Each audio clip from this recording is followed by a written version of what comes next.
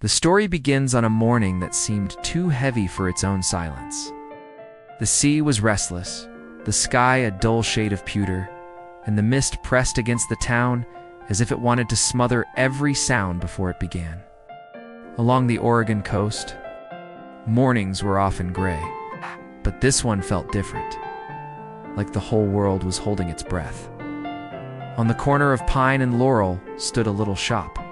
Fresh paint clung to its wooden sign, Bloom and Hope.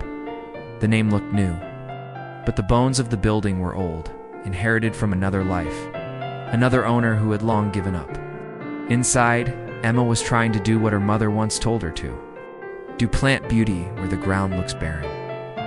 Emma was 25, young enough to be called naive, old enough to know that dreams can starve without roots.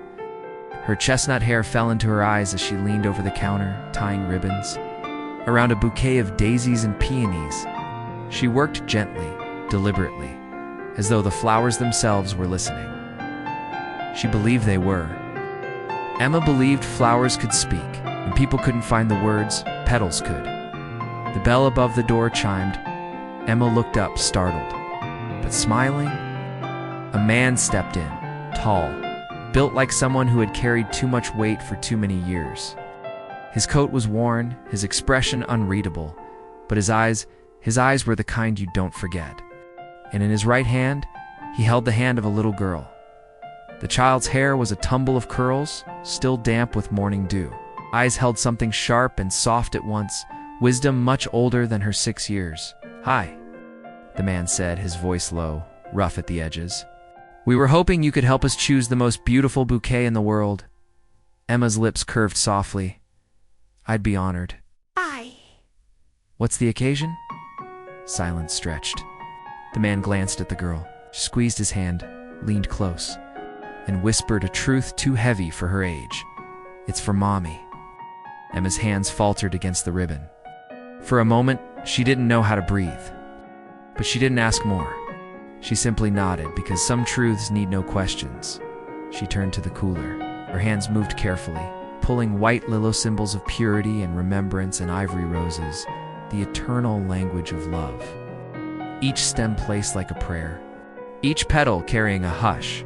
The little girl watched with wide eyes, as though Emma were weaving more than flowers, weaving memory itself. When Emma handed the finished bouquet across the counter, the man met her gaze for the first time.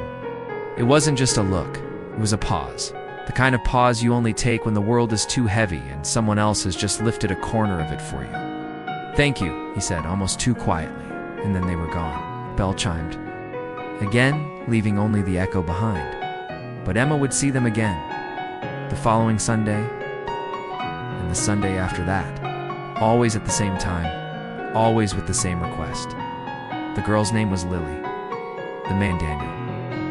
And though only 2 of them ever walked in, Emma felt the presence of 3. With each visit, Lily grew brighter. She darted around the shop smelling tulips and gardenias, asking Emma which one smelled happiest. She'd press her nose to lavender and say, "This one smells like dreams." Daniel would stand back, watching, faint smile tugging at his mouth, a smile that looked borrowed, not owned. One Sunday, as Lily arranged daisies in tiny paper cups, she said it with the kind of innocence that carves into the soul. "I wish Mommy could see this beautiful flower shop." The words hit like a stone dropped into still water. Daniel's shoulders tensed. Emma froze. Until that moment, she had not asked. Not really. She had assumed perhaps the mother was sick or away. But in that instant, it was clear. The flowers were never for a birthday. Never for a celebration. They were for a grave. That night, long after closing, Emma sat alone in the shop.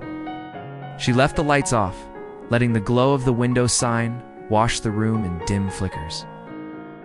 Hands brushed over unsold bouquets, petals curling at the edges. Her heart ached not just for Daniel and Lily, but for herself, for the way grief mirrored grief. She whispered apologies to the flowers, as though they could hear. She wasn't sure if she was apologizing for not selling them, or for not being enough to stop sorrow from spreading yet. Somehow, she also felt something stir inside her. something quiet but undeniable. Because grief, she realized, doesn't just end. Sometimes it waits for the right place to grow into something else. And maybe, just maybe, Bloom and Hope could be that place.